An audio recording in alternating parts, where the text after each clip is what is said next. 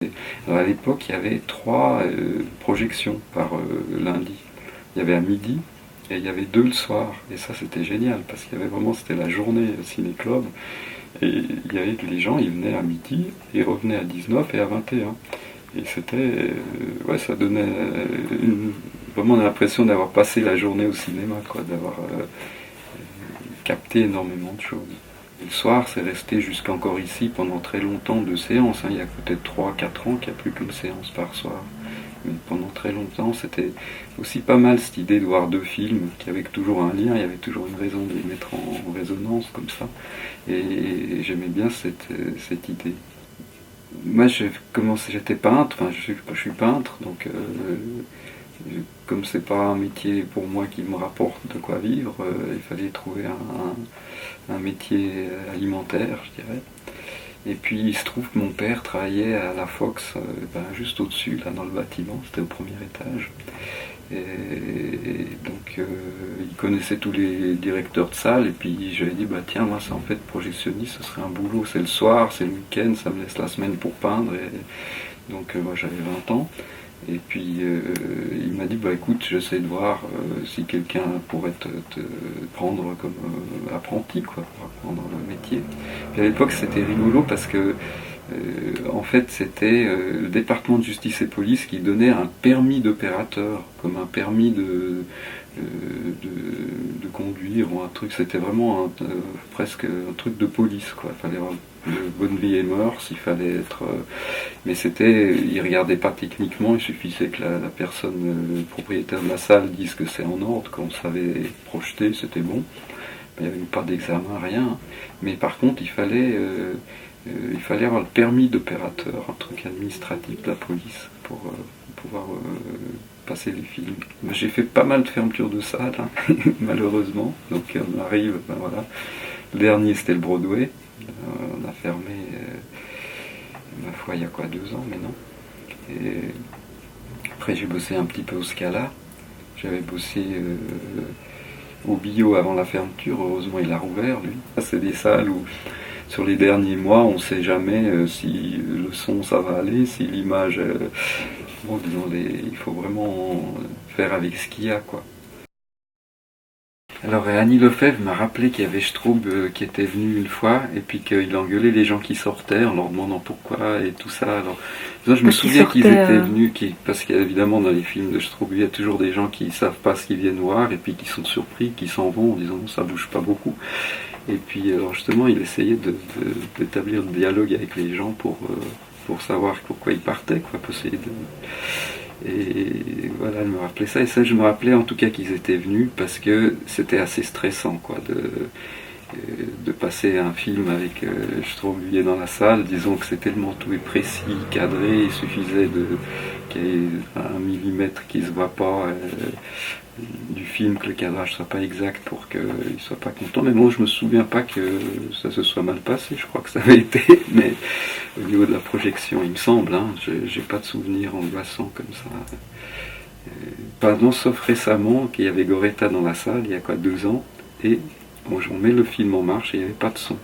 Et en fait, il faut dire que dans cet auditoire, il y a toujours eu avec André Corpato, donc le projectionniste, opérateur responsable de la salle, on a toujours dit qu'il y en avait un petit fantôme dans cette salle. Tout à coup, il y avait au milieu d'un film un néon qui s'allume, ou il y avait eu, surtout au début, les premières années, il y avait toujours un petit truc technique qui nous... Et puis bon, ben là, il y a eu le son pendant 6 mois. On n'arrivait pas à savoir ce qui faisait que, de temps en temps, quand en fait on s'est rendu compte quand la salle était froide, n'avait pas été utilisée pendant 3-4 jours, 9 fois sur 10, le son démarre, mais une fois, le son ne démarre pas. Et la première fois que ça nous a fait ça, c'était quand on a passé un film, L'invitation de Goretta. Et il y avait Bido aussi dans la salle. Heureusement, on a pu redémarrer, parce qu'évidemment, quand le son part pas, il faut attendre de trouver la panne avant d'arrêter, parce que ça sert à rien d'arrêter puis pas savoir pourquoi. Et à un moment donné, le son est revenu. Et aussi, le public il est dans un autre temps que nous, donc disons, il n'a pas à se rendre compte de la tension, c'est pas son problème. Par contre, ce qu'il ne se rend pas compte, c'est qu'au moment où il y a un incident, le public il reste dans le temps du film.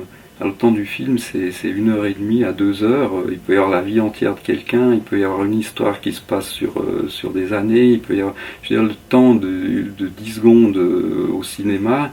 Il y a beaucoup de choses, enfin, c'est un temps totalement différent que le temps réel. Et du coup, s'il y a une panne même de 30 secondes, c'est énorme pour le public. La première scène de Andrei Rublev, que je trouve totalement magnifique.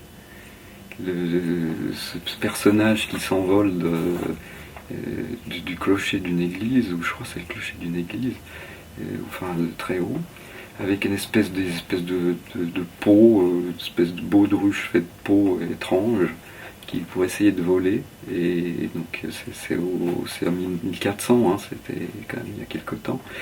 Et en fait il vole, on voit le paysage donc en caméra subjective par-dessus, on a un paysage magnifique et on le voit voler, on est à sa place, on vole en fait. Et après petit à petit il descend, on voit qu'il se rapproche du sol, il s'écrase. Et là, on voit un cheval noir qui se roule. Je crois qu'il est noir, ouais. Ou blanc. Non, je crois noir. Enfin, je sais plus. Il se roule et il se relève. Et ça, c'est le début du film. Pour moi, c'est une scène magique, quoi. C'est complètement. C'est la magie du cinéma. On peut mettre des plans l'un à côté de l'autre qui racontent tellement de choses. En même temps, c'est pas rationnel. Ça raconte rien rationnellement de très évident, mais c'est cette magie des choses qui s'entrecroisent dans notre cerveau, qui nous parlent de la vie, du ciel, de la terre, de l'infini, de la petitesse de l'homme, de sa grandeur, de tout, quoi. Et je pense que c'est vraiment une scène, pour moi, assez extraordinaire. Sinon, bah oui, Tarkovsky, j'aime énormément. Stalker, parce que j'ai un cheval qui s'appelle Stalker, enfin mon cheval s'appelle Stalker. Pour moi, Stalker, c'est le guide vers d'autres connaissances, d'autres compréhensions du monde, d'autres mondes, pourquoi pas. Et en fait, voilà, pour moi, le cheval, c'est un animal qui m'apprend autrement à être sur Terre, à comprendre dans le corps, le rapport, la communication, tout ce qu'on lui raconte sans vouloir rien dire. Donc ouais, je vais donner ce nom parce que c'était pour moi un guide, comme ça, dans une certaine mesure. Et par contre, le côté du ciné-club, moi, très souvent et pendant des années, j'ai eu toujours beaucoup de plaisir à venir. Je me dis, ah bah tiens, c'est lundi, je vais au ciné-club, le fait de te dire, tiens, je vais passer des films, vraiment être le passeur des films, aller chercher les cartons, les déballer, monter le film, voir l'état qu'il est. Chaque fois, on prend contact déjà avec les photogrammes. Tiens, qu'est-ce que c'est, ça, j'aimais beaucoup. Et puis après, passer le film, et puis le remettre dans les cartons, ramener. Et tout ce rapport magique au cinéma, vraiment, que ça passe d'un carton anonyme à l'image sur l'écran et ça retourne dans un carton. C'est quelque chose de beaucoup plus magique que de sortir un DVD, le mettre dans un lecteur et puis le renlever. Ça n'a rien à voir, c'est vraiment une autre... c'est autre chose, quoi. Là, c'est vraiment la magie du cinéma, c'est ça, c'est ces gros cartons lourds. Déjà pas se casser la figure dans l'escalier de la cabine, c'est déjà pas mal, pas se coincer les doigts.